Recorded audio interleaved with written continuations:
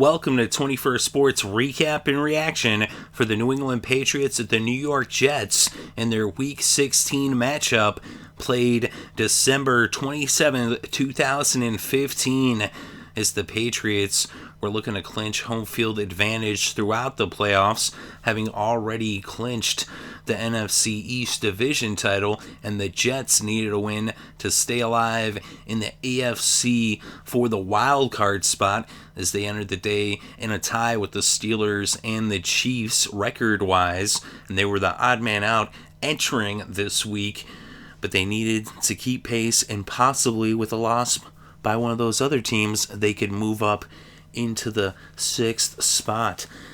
But what a crazy game this was is what happened in regulation. We'll go over, every possession and the stats, and we'll give our breakdown and analysis as always. But really what happened in regulation ended up not even mattering, as the referees would steal this game away from the Patriots and deliver it into the hands of the Jets. Oddly enough, the Patriots only had one penalty in the entire game during regulation, but then at the end, controversy would ensue as the referees really screwed over the Patriots. But we'll get to that in a moment. Let's start with regulation. The Jets got the ball first, and they would punt on their first possession after 5 plays. And so the Patriots would take over, and they would punt after 5 plays on their first possession. So now the Jets would take over on their own 9-yard line with about 10 minutes still left in the first, backed up against their own end zone, but Fitzpatrick went to Decker. He picked up 25 yards in the first down at the 34. The Jets would continue to push the ball and move it into New England territory. They got down into the red zone, but their drive would stall at the 12, and Randy Bullock would come out to kick a 30-yard field goal to put the first points on the scoreboard as the Jets led 3-0 with just over 3 minutes left, still in the first quarter. The Patriots would go 3 and out on their next possession and punt to the Jets, who would then bring the first quarter to a close in New England territory. And they would open up the second quarter, but they would end up punting on 4th and 9 from the 43 of New England. So now the Patriots would take over on their own 14, backed up against their end zone, and they would move the ball up to midfield when on 2nd and 11 from the 24 after having picked up a first down. Brady hit Rob Gronkowski for a 30-yard reception, then moved the ball into Jets territory at the 46, and they would get down into the red zone, but their drive would stall at the 17, and out would come Stephen Gostkowski to attempt a 35-yard field goal. It was up, it was good, and this game was tied at 3 with less than 9 minutes left before halftime.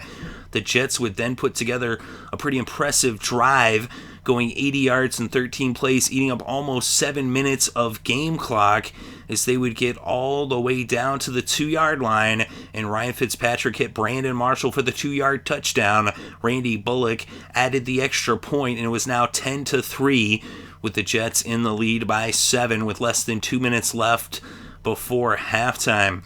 So now the Patriots would bring the first half to a close, and they would open up the second half with the ball first, but on their first possession, once they got into Jets territory, Tom Brady was intercepted by Darrelle Revis, and now the Jets would take over after the interception on their own 39, and they would get into New England territory, and they were faced with a 3rd and 11 from the Patriots 33, and Ryan Fitzpatrick hit Brandon Marshall, their second touchdown connection of the game, this one for 33 yards. Randy Bullock added the extra point, and now the Jets were in the lead 17-3 with just over 9 minutes still left in the third, looking to be in control here early on in the second half.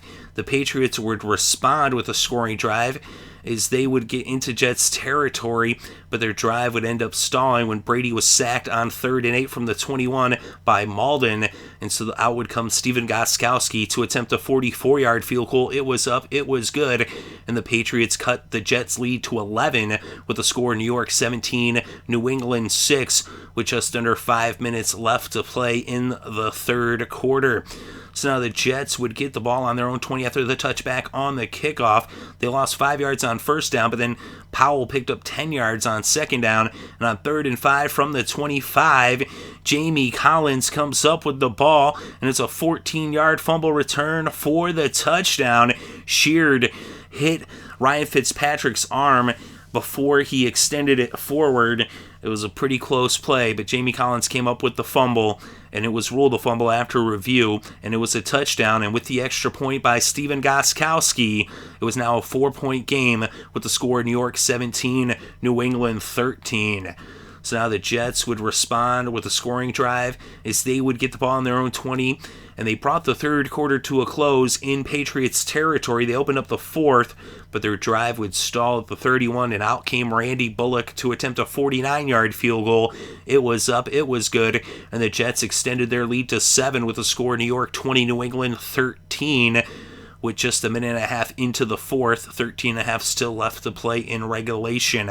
The Patriots would go 3 and out on their next possession, as would the Jets, and then the Patriots would punt after 7 plays, and the Jets would go 3 and out for the second consecutive possession, and now the Patriots would take over with 6.5 minutes left to play after the punt. The ball on their own 34, and they got into Jets territory. And on 4th and 9, they were faced with a 4th and 9 from the Jets 35. The Patriots would go for it as there was only 2.5 minutes left before the end of this game, down by a touchdown, needing to score here. And they go for it on 4th and 9, and Tom Brady hits Rob Gronkowski for a 26-yard reception. And that brought the game to the 2-minute warning, and that made it a first down in the red zone for the Patriots. First and goal on the Jets 9, and Brady goes to James White coming out of the backfield, kind of a halfback circle, and he's wide open for the 9-yard touchdown. Stephen Gostkowski added the extra point, and this game was tied at 20 with less than 2 minutes left to play. So now the Jets would get the ball, and they had a chance to win it in regulation if they could get a field goal, and they would bring the ball to midfield and get into Patriots territory, but they would end up faced with a 4th and 8, and a penalty put them back into their own territory where they would punt the ball with just a half a minute left in this game. The Patriots took a knee instead of trying to get into field goal range at the end of regulation, and so now this is where controversy would ensue, as we spoke of at the beginning of this reaction and recap for this game. And that was the coin toss. And the Patriots, as I said, they only had 1 penalty in all of regulation, so you can't really say, oh yeah, the refs were against them. But on the coin toss, very suspicious that the referee, after the Patriots won the kickoff, they won the coin toss, the ref said, you're kicking off which way? That way? Yes, okay, go. Yep. And then Matthew Slater, Pro Bowler Matthew Slater, a perennial Pro Bowler, one of the best special teams players in the history of the NFL, he said, wait a minute, don't we get to choose if we kick or receive? It's not like when you pick at the beginning of the game and then you are forced to do the opposite at halftime. This is now an extra overtime quarter, and you get to choose if you kick off or if you receive. But no, the referee forced the Patriots to kick off, did not give them the choice. And so instead, the Patriots, against the rules of NFL football, were forced to kick off and give the Jets the ball. So the referees took the game out of the Patriots' hands. They cheated. They went against the rules. They did not give Matthew Slater a choice. They told him that they would kick off. And so, against the rules, the Jets get the ball, and on the very first possession of overtime, starting off on their own 20 after the touchback on the kickoff, faced with a 2nd and 8 from the 22, Fitzpatrick went to Enuwa, and Enuwa, whatever, I don't even care, I'm saying his name wrong. He got 48 yards, the tight end for New York, on the reception, skirting down the sidelines, coming close to out of bounds, but he stayed in. And now it's first down in New England territory at the 30. Ivory picked up 4 yards. And on 2nd and 6 from the 26, Fitzpatrick went to Enuwa Marshall, he was having a good game. He already had 2 touchdowns on the day. He picked up 20, and now it's a first down in the red zone for New York. And on 1st and goal from the 6, Fitzpatrick finds Eric Decker for the 6-yard touchdown. And that was all she wrote. The walk-off score for the Jets. As the Jets stay alive, they keep their playoff hopes high, as they are now in the playoffs if the season ended today, being that the Steelers lost to the Ravens. They jump over them for that wild card. Of course, We'll see what happens next week, and they'll be facing the Bills, and if they can win that game, then they are in. But as for now, this is their final home game. They're 6-2 at MetLife in 2015, now 10-5 on the season. The Patriots now 5-2 on the road, 12-3 with the loss. So it's a crazy finish there in this game. The Jets get handed the victory. They still had to go out there and go down the field and score the touchdown, which is no easy feat against the Patriots. But really, the refs costing the Patriots. They should have got the ball first. There's no guarantee if they would score a touchdown themselves, or maybe they just get a field goal and the Jets still go down and score a touchdown. Who knows? We'll never know. But either way, that referee should be fired. That was just the most bogus thing I've ever seen in my life. I couldn't believe it when I was watching it go down. They replayed it over and over and over on every football channel. I've got all of them on, and they were talking about how crazy this was. So this isn't just me talking out of my rear end. This is legit that the Patriots were screwed. The referee told Slater that they were going to kick. He didn't give him a choice. He even said, wait a minute, don't we get a choice? But instead, they don't get a choice. The referee took that choice away from them. That's the rules of football, that you get to choose. But no, I guess now the refs just make up the rules as they go. Anyway, in this game, Ryan Fitzpatrick, 26 for 41, 296 passing yards, 3 touchdowns passing. He also had 13 yards off of 2 carries. Bilal Powell, who got banged up in the game, he had 7 carries for 56 yards. He also had 5 receptions for 34 yards. So that gave Powell a total of 90 yards in this game. Chris Ivory also 11 carries for 38 yards. In the game, he had 4 catches for 4 yards, which gave him 42 total yards in the game. And Brandon Marshall, 8 catches for 115 yards and 2 touchdowns. And Enuwa had 2 catches for 69 yards. Eric Decker, 3 catches for 47 yards and a touchdown. Tom Brady, 22 for 31, 231 passing yards, 1 touchdown, 1 interception. Bolden, 9 carries for 30 yards, was the leading rusher for New England, as the Jets defense did a good job shutting down the run, and the Patriots backfield is banged up.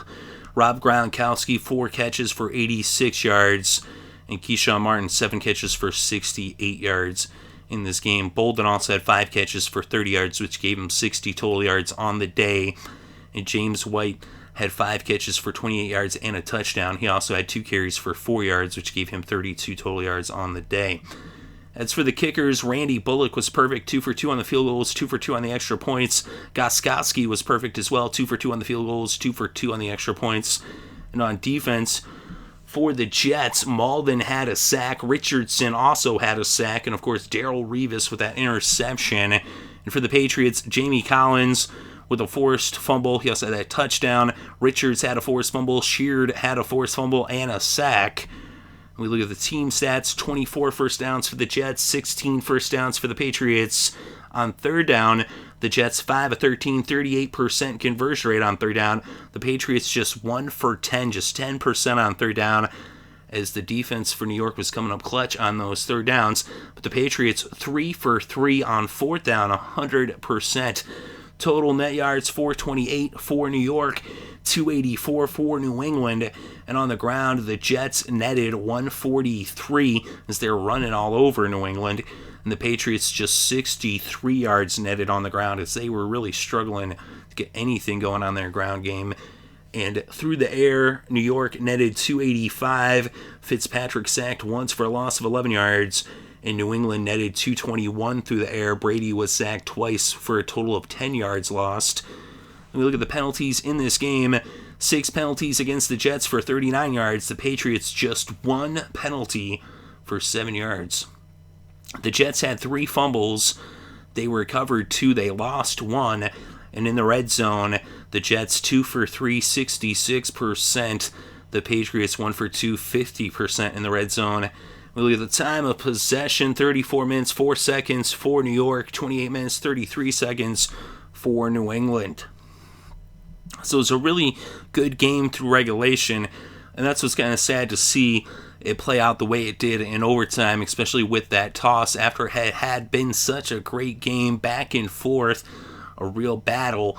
And the Patriots, of course, with that tying drive there at the end, that was about as as dramatic as it gets in football. Is the Jets, they look like they had this one pretty well wrapped up early on in the second half, up 17-3, but the Patriots rallied, and then it goes to overtime, and then controversy on the coin flip, and the Jets march down the field, and they end this one quickly in overtime.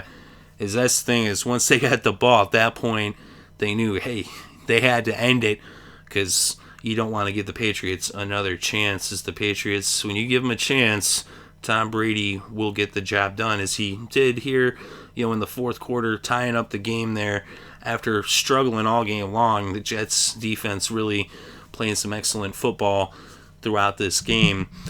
But it ends in controversy. We'll never know how it would have turned out. Either way, it doesn't really, necessarily hurt the Patriots. It could come back to haunt them in terms of home field advantage. Of course, we'll see what happens with Cincinnati against Denver on Monday night. But the Jets, though, it's a big win for them, that's for sure.